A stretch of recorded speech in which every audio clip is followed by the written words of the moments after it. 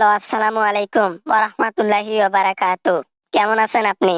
Hello, ও রাহুল গান্ধী সাহেব, কেমন আছেন আপনি? হঠাৎ আমাকে ফোন কল? তোমাকে ফোন কল করলাম তার একটা কারণ আছে। কারণ হচ্ছে তুমি আমাদের দেশে এসে স্থান নিছো, যাবার তো কোনো নামই নিচ্ছ না। কেন এসেছো, কেন থাকতেছো? এটা আমাকে জিজ্ঞাসা না করে দয়া করে প্লিজ আপনি মোদিকে জিজ্ঞাসা করুন। আমাকে জিজ্ঞাসা করবেন না। আমি এখানে আছি, থাকবো এবং যাব না। এটা কোনো কথা হইল? আপনি একজন স্বৈরাচার, আপনি একজন অপরাধী। আপনার স্থান ইন্ডিয়াতে নয়, আপনার স্থান 14 শিখের ভেতরে। আপনি ইন্ডিয়াতে এসে আর যাচ্ছেন না কেন? জীবন বাঁচাতে এসেছি। কোনো দেশ আমাকে স্থান দেয় না, শুধু ইন্ডিয়ায় স্থান দিয়েছে। তাও আবার মোদি ক্ষমতায় আছে জন্য থাকতে পারতেছি। মোদি না থাকলে আমিও পারতাম না। মোদি ক্ষমতায় থাক বা না থাক, আপনি অপরাধী। আপনি আমাদের দেশে থাকতে পারেন না। আপনি চলে যান। আপনার স্থান এখানে নয়, আপনার স্থান বাংলাদেশের মধ্যে। চলে যান আপনি। আপনি আমাকে পাঠানোর কে? আপনি কি আমাকে স্থান দিয়েছেন? দিয়েছে তো স্থান আমাকে মোদি। ও আমাকে অনেক ভালোবাসে, আদর করে। এজন্য তো আছি আমি। তোমার আদর, তোমার ভালোবাসা এগুলা দূরে রাখো। আমরা চাই না তুমি একজন অপরাধী হয়ে আমাদের দেশে থাকো। আমাদের দেশের একটা সম্মান আছে, নষ্ট করিও না।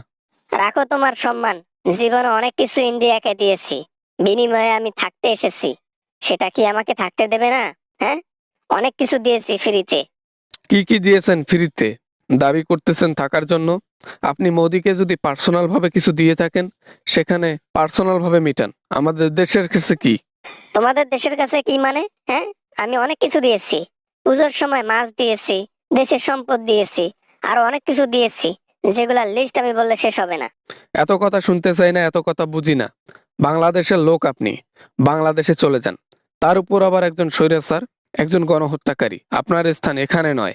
আমার স্থান ইন্ডিয়াতেই থাকবে। আগে তুমি রাহুল গান্ধী ক্ষমতাটা আগে নাও, তারপরে আমাকে এসে বলিও যে হাসিনা তুমি চলে যাও। তখন ভেবে দেখবো যাবো কিনা। তোমাকে তাড়ানোর জন্য আমাকে ক্ষমতা নিতে হবে না। আমার একটা কথাই যথেষ্ট। যাই হোক, আমি আজকে থেকে মাথায় নিলাম তোমাকে তাড়ানোর জন্য যেভাবে হোক তাড়াবো আমি। হাসালেন রাহুল গান্ধী, হাসালেন হাসালেন। আপনার কথা শুনে আমি হাসলাম, না হেসে পারলাম না। হ্যাঁ, আগে ক্ষমতা নেন রে ভাই, তারপর আমাকে তাড়াতে আইসেন। হ্যাঁ, একজন অপরাধী কিভাবে আমাদের দেশে জায়গা পায়, এটা নিয়ে জনগণ প্রশ্ন করবে মোদিকে। মোদি উত্তর দিতে পারবে না। মোদির দিন শেষ হতে চলেছে, তারপর দেখব। হা হা হা। মোদির দিন শেষ হয় নাই, মোদির দিন শুরু হয়েছে। আমি এসে ওর উপকার হয়েছে। কিভাবে নির্বাচনে জয়লাভ করা লাগে ভোট ছাড়াই, সেটা আমি ভালো করে জানি। তাই নাকি? দেখা যাবে, দেখা যাবে। হ্যাঁ, দেখা যাবে। দেখা যাবে এবার নির্বাচনে তুমি থাকো নাকি দেশের মানুষ থাকে।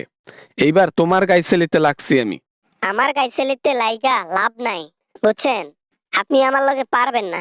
মোদি ক্ষমতা ছাড়বেও না, আমিও ইন্ডিয়া ছাড়বো না। কিছুই করতে পারবেন না। কিছু করতে পারি বা না পারি সেটা পরে দেখা যাবে, সময় কথা বলবে। এখন আর কিছু বললাম না। ফোনে শুধু আমি ভালোভাবে বললাম যে চলে যান আমাদের দেশ থেকে, থাইকেন না। সারা জীবন ক্ষমতায় আসার জন্য কাউ কাউ ভাউ ভাউ অউ অউ করে গেলেন, তাও পাইলেন না। আর শেষে আমাকে এসে বলতেছেন আমি চলে যাব। হ্যাঁ, লাস্টে আপনি যান না। এত বড় স্পর্ধা, তুমি আমাকে বলো আপনি যান না? আমি কেন যাব? আমার দেশ এটা, ইন্ডিয়া আমার দেশ। আপনার দেশ বাংলাদেশ। আপনি একজন স্বৈরাচার, আপনি একজন অপরাধী।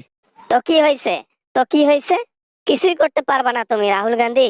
হয়েছে, অনেক বক বক করছো। ফোন রেখে দাও। হ্যাঁ, আর কখনো ফোন দিও না। আর তো কখনো ফোন দেব না। সমস্যা নাই, দেখা হবে। শেষ দেখাটা হবে।